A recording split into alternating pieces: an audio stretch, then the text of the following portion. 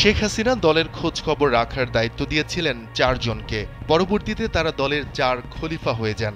এমনকি তারা নিজেদের জাতীয় 4 নেতার সঙ্গেও তুলনা করা শুরু করেন। বৃহস্পতিবার রাতে নিজের ভেরিফাইড ফেসবুক পেজে দেয়া একটি স্ট্যাটাসে এসব কথা বলেন নিষিদ্ধ ঘোষিত ছাত্রলীগের সাবেক সাধারণ সম্পাদক সিদ্দিকী নাজমুল আলম।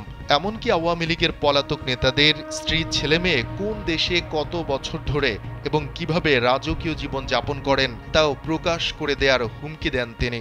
স্ট্যাটাসে নাজমুল বলেন, সেই থেকে 4 আগস্ট পর্যন্ত দিনের এতে বসে বসে নেত্রীকে মিথ্যা তথ্য দিয়ে পার্টির মালিক সেজেছিল, অথচ তারা তাদের নির্বাচনী আসনটিতে সামাল দিতে পারেনি।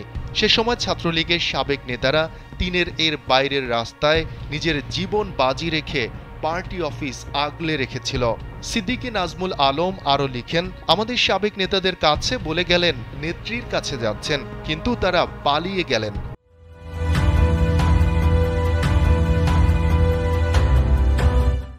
অথচ একবারের জন্য খবরও নিলেন না, বললেনও না যে তোমরা চলে যাও।